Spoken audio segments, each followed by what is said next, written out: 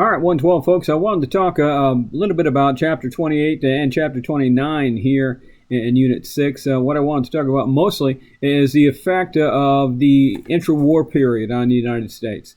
Here's the thing. We come back from World War I and we won, okay? We made the difference. We won. We did fantastic. A couple of things have happened, though. We discovered that when we want to make things, we can.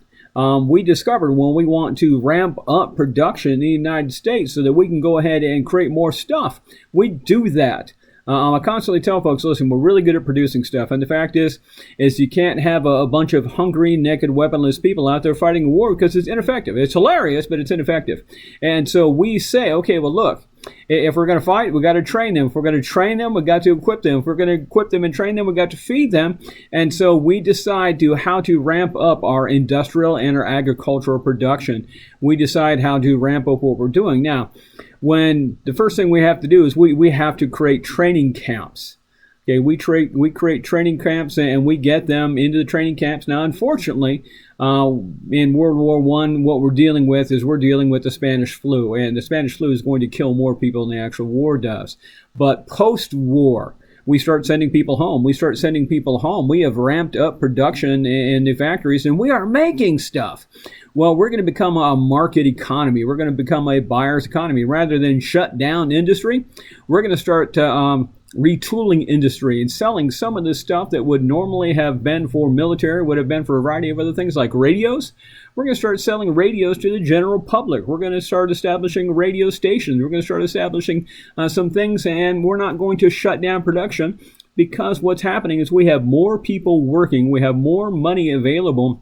We have a buyer's economy in such a way that we're going to keep on working and manufacturing and selling. And we're going to go into this heyday called the Roaring Twenties, where you're going to see women. You're going to see what they call the flappers, who are going to decide that they are liberated, that they can dress how they want to, that they can act how they want to, they can smoke, they can drink, they can have sex, they can cuss, whatever they want to.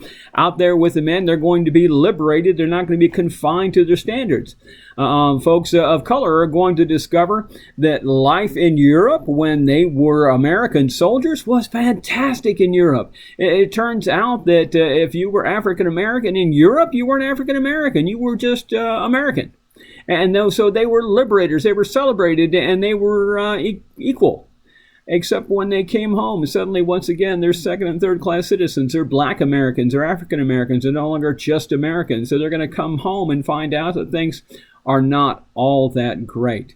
And so that's going to be a start of a whole nother civil rights movement that eventually will blossom in the 50s and in the 60s at that particular point. But we start to look at that. Here's the problem that we run into, is we're manufacturing, we're selling.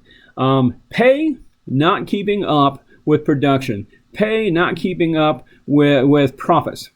And so what's going to happen is, even though we're making money, we're going to introduce something called buying on time. We're going to introduce credit. We're going to start selling people. Henry Ford will introduce the idea of buying a car on time. He's going to create the Model T. He creates a Model T in a variety of colors, all black. Okay, he creates one car, but he helps to create an assembly line that can produce an awful lot of these cars. He's going to hire workers. He's going to train workers. He's going to pay them a little bit more so they can afford to buy his cars. He's going to pay them a little bit more because once he gets them trained and they're highly workable, he wants to keep them there. So a lot of things are going to happen is we're going to start buying, we're going to start selling, but pay doesn't keep up with profits. And eventually what will happen is this. We're going to find some hidden issues.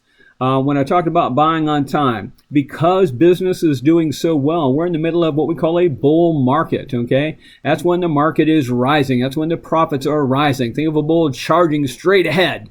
A bear market is when people are selling off and it's tough, and a bear is like cornered and fighting for profits. Well, right now, it turns out that if you want to get involved in the market, you can, and chances are you're going to make money. And so what the market is going to do is introduce buying on time. They're going to introduce a credit line called buying on margin. It's going to let the average Joe, who doesn't have a whole lot of spendable money, go ahead and buy stocks for today. It's like, listen, how much money do you have? I got $100. Okay, well, I'll go ahead and I'll lend you $100 on credit and $100 on speculation. Okay, and so what happens is, here's $200. You buy some stock before the end of the day. You sell your stock, and then you pay me back. Okay, that's what they call margin call. End of the day, margin call. You pay back what you owe. Well, stocks are going up and up and up and up and up. So I've got my $100. I borrow $100. I buy $200 worth of stock, and at the end of the day, it might be worth $300. I'll sell it off. I get an extra $100 to pocket. I pay back the $200 that I offered, and I'm good. And if I do it tomorrow and it goes up, I make more money and more money and more money and more money, which is great because you have people in the stock market making money who have no business in the stock market. People are risking money they can't afford to lose. Even worse, banks are risking money that isn't theirs. They're risking your money because they're buying into the stock market with your savings as well. Well, this looks rosy. But what the average American doesn't realize is where we are rebuilding the economy in Europe, we're also propping up the economy in Europe. And so we're funneling an awful lot of money to Europe, and we're dependent on trade. Remember that, because one of the other things that's happening at this particular point is we are looking at a shift. During the war, farmers realized that the American government was buying product. It was buying agrarian goods. And so if I grow wheat and I sell wheat and I farm wheat, well, chances are I don't always sell everything I've got. I always don't get a good price for it. And so sometimes farming is not that profitable.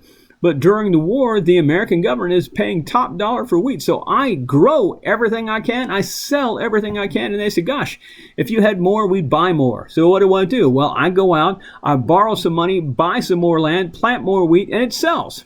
Because remember, the war goes on for several years.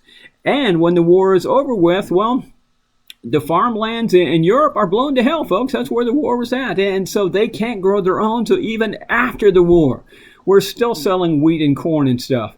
And so what happens is this: I can only grow so much, and I figure out, hey, you know what? If I had machinery, I could plow more, I could plant more, I could grow more, I could harvest more. So I'm going to go ahead and buy some machinery on credit. I'm going to buy some land on credit. And what will happen is they will find out as much as they can produce during the war, and immediately after the war, they can sell. The problem is they're going to take this extensive line of credit. What will happen is Europe slowly starts to rebuild. One of the things that will happen is we start to look at they're growing their own product. They're growing their own corn, their own wheat. They're growing their own agrarian produce. So there's going to be less demand for it for us to have. And so we're going to start to stockpile it. And what will happen is the price will start to drop. The other thing that's going to happen is we're going to look at a climate shift. We're going to look at the beginnings of the Great American Dust Bowl at this particular point, because there's going to be a drought. We have over-farmed, okay? We have over-plowed. We haven't taken good care of the soil. And what will happen is climate shift is going to take this overburdened soil and whip it up into the air and cause these huge dust storms. We're going to get this terrible shift in climate. We're going to get this terrible shift in agrarian economy.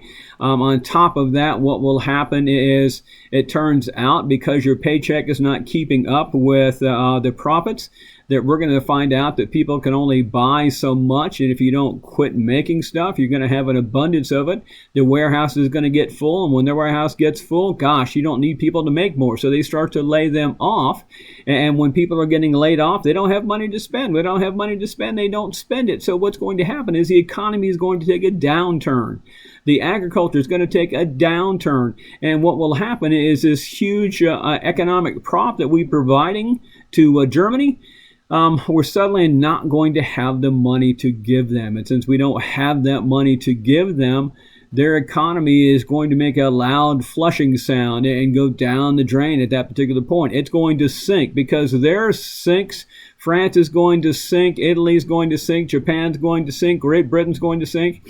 And if all that is sinking, guess what? Well, we don't have anybody to buy our goods. We don't have anybody with which to trade.